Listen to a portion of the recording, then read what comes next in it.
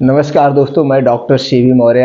आज बात करेंगे शरीर में खून कमी क्यों होती है, खून कमी होने के कारण क्या हैं। और आज आपको हम दोस्तों अष्टांग हृदय की सबसे पुरान 3000 पुराना नुस्खा आपको बताएंगे कि आपके शरीर में 3 दिन में ही खून की पूर्ति हो जाएगी। बहुत सटीक, बहुत अच्छा और 3000 साल पुराना नुस्खा। दोस्तों इसका कोई साइड इफ़ेक्ट नहीं, इसका कोई साइड इफ़ेक्ट नहीं है और बहुत ही सटीक फार्मूला है। लेकिन चलिए थोड़ा सा प्रकाश डाल देते हैं कि पहले हमारे शरीर में ब्लड क्यों कम होता है, खून की कमी क्यों होती है। अगर रीज़न देखा जाए दोस्तों, बहुत सारे रीजन हैं, लेकिन कुछ आम रीजन होते हैं। जैसे आम रीजन जो मामूली तौर पे हम आप जान नहीं पाते, ये हमारे जो डाइजेशन, जब हमारा कब्ज गैस एसिडिटी बनती रहती है और हम ध्यान नहीं देते हैं, हमारा शरीर तो फूला फूला लगता है, हमको लगता है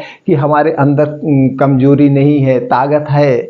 तो आप मोटापे के हिसाब से अंदाज लेते हैं कि आपके अंदर कोई कमी नहीं है। लेकिन यही कमी धीरे धीरे आपके जो ब्लड की कमी होती है, कभी कुछ चोट लगी या आपको फीवर हो गया, आपके जोड़ों में दर्द या पैरों में दर्द होने लगा, कभी कभी आप कहते हैं पैर फट रहा है, तो ये सारे बहुत रीजन होते हैं। तो जब आपको फीवर वगैरह हो जाता है, आप डॉक्टर के पास जाते हैं या कोई जांच करवाते, तो पता चलता आपको खून की कमी है। तो दोस्तों सबसे पहला जरूरी है आप अपने खान पान पे ध्यान दीजिए। तली भुनी चीज़ें बहुत कम मात्रा में खाइए, हो सके तो ना के बराबर खाइए। कभी साल में एक आध बार समोसा वगैरह खा लीजिए, एक ये रीजन होता है। और कभी कभी हमारे पेट में दोस्तों कीड़े हो जाते हैं, केचुआ हो जाता है, तो पेट में ठीक से खाना वो डाइजेस्ट नहीं होता है, उसकी वजह भी हमारे खून में एनीमिया की कमी होती है। तो साल भर में एक आध बार अल्बेंडाजॉल टैबलेट जरूर खा लेना चाहिए। अल्बेंडाजॉल व इसके कम्बिनेशन में आता है इवरमेक्टिन, दोनों का कॉम्बिनेशन या प्लेन एल्बेंडाजॉल।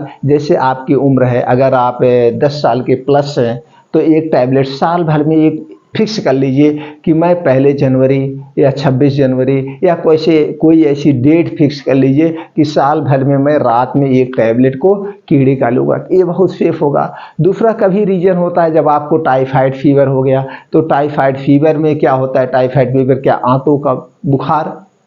तो टाइफाइड फीवर में तो आपको डाइजेशन गड़बड़ है, तभी तो आपको टाइफाइड फीवर हुआ, तो उसमें भी खून की कमी हो जाती है।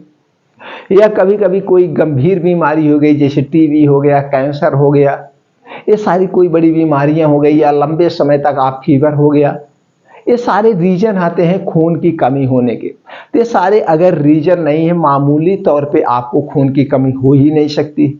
तो अगर मामूली तौर पे आपको ये कोई रीजन नहीं है, फिर भी आपको लग रहा है नहीं, हमें लग रहा है ब्लड शुगर है, तो ब्लड शुगर होने का आप देख लीजिए। सॉरी दोस्तों, ब्लड कम है, तो ब्लड कम है तो आप देख लीजिए कहीं आपका ब्लड शुगर तो नहीं बढ़ा है, या शरीर में और कोई छोटी मोटी बीमारी नहीं। अगर ये सब चीज़ें नहीं है, तो दोस्तों आपको सही मात्रा में आयरन वाले पोषक तत्व तो नहीं मिल पा रहे हैं, या आपके खाने में आयरन की कमी है, तो अपने खाने में आप आयरन वाली चीज़ें बढ़ाइए। आयरन वाली चीज़ें में क्या बढ़ाएंगे, आप गाजर का प्रयोग करिए, चुकंदर का प्रयोग करिए, अनार का प्रयोग करिए, या डेली रूटीन में अपने खाने पीने में हरी साग सब्जियाँ खूब शामिल करिए।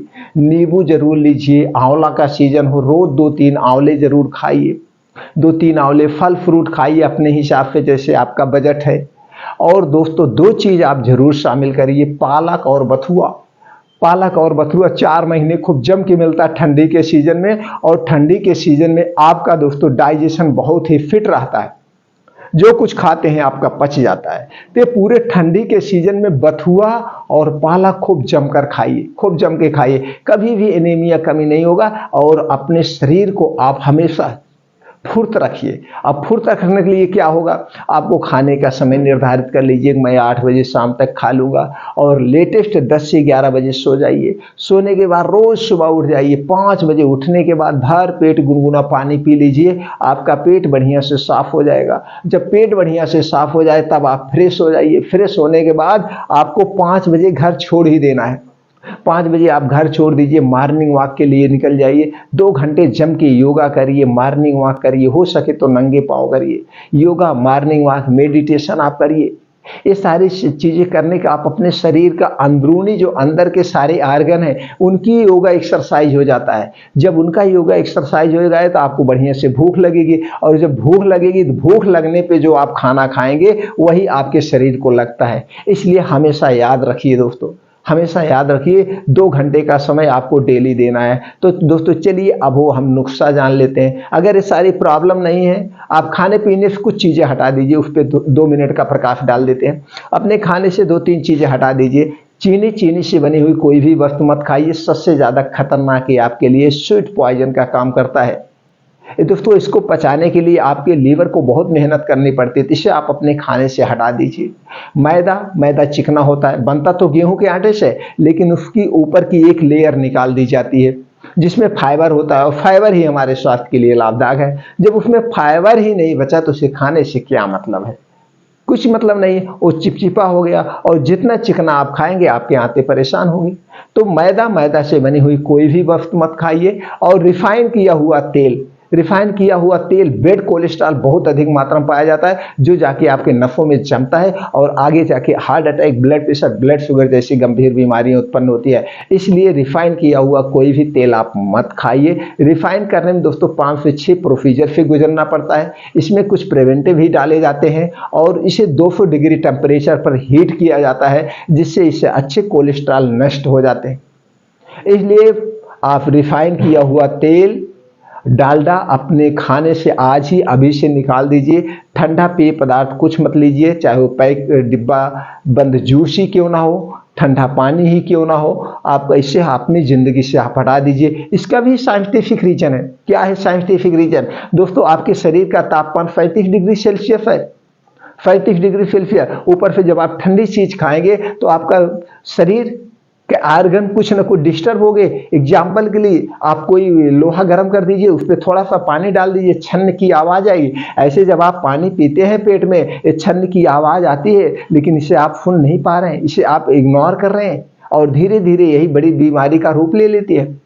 तो दोस्तों ठंडा पानी मत पीजिए, आप हमेशा अपने शरीर के टेम्परेचर के हिसाब से पीजिए, यानी हमेशा गुनगुना पानी पीजिए। आपको कभी भी डाइजेशन संबंधित कोई समस्या नहीं होगी, कब्ज, गैस, एसिडिटी कुछ नहीं होगा। और जब गैस, कब्ज, एसिडिटी नहीं होगा तो आपका वात दोष नहीं बिगड़ेगा, आपका पित्त दोष नहीं बिगड़ेगा, आपका कफ दोष नहीं बिगड़ेगा। जब आपका पित्त, कफ तीनों बैलेंस रहेगा तो आपके शरीर में कोई बीमारी नहीं होती है। ये तीनों दोष बिगड़ने से आपके शरीर में 100% बीमारियां होती हैं। तो इसे बैलेंस करके आप हमेशा रखिए। तो दोस्तों अगर ये सारी चीज़ें नहीं है और अगर इन नियमों का आपने पालन कर लिया तो आपके शरीर में कोई ऐसी बीमारी नहीं आएगी। चलिए फिर भी अगर आपको खून की कमी लग रहा है, और खून की कमी है, बहुत सेफ दवा मैं बता रहा हूँ, सेफ और 3000 साल पुराना परीक्षित फार्मूला।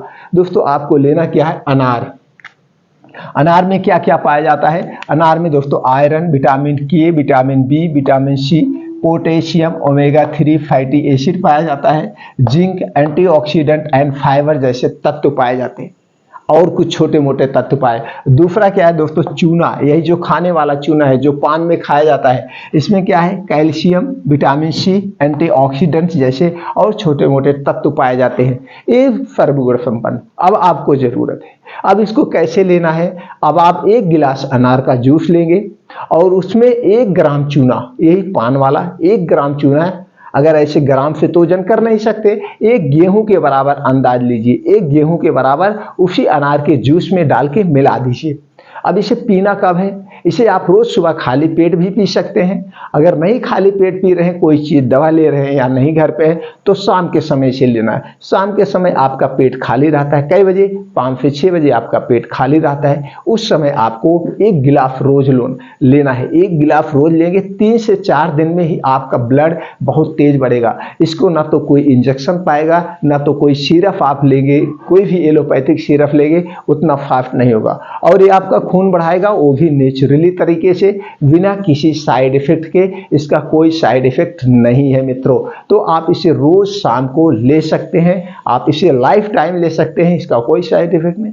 या आपको लगेगा आपके खून की पूर्ति हो गई तो छोड़ दीजिएगा, नहीं तो आप लेते रहिए, कोई नुकसान नहीं करेगा। चूना वैसे भी आपको एक गेहूं के बराबर रोज अगर खाते हैं तो आपको ना तो कैल्शियम की कमी होगी और ना तो आपको विटामिन डी की कमी होगी। तो दोस्तों ये दोनों फार्मूला अपना करके आप अपने ब्लड को बहुत तेज बढ़ा सकते हैं। इसको बहुत अगर आपको और फ्रूट चाहिए तो इसकी चरक संहिता आती है, उसमें आप देख सकते हैं। अष्टांग हृदय आता है, वो बहुत बड़ी किताब है लेकिन आप नहीं पढ़ सकते, तो इससे बहुत ही सेफ फार्मूला है। तो इसे आप दोस्तों आप यूज करिए और अपने ब्लड को बढ़ाइए, कभी भी खून की कमी नहीं होगी।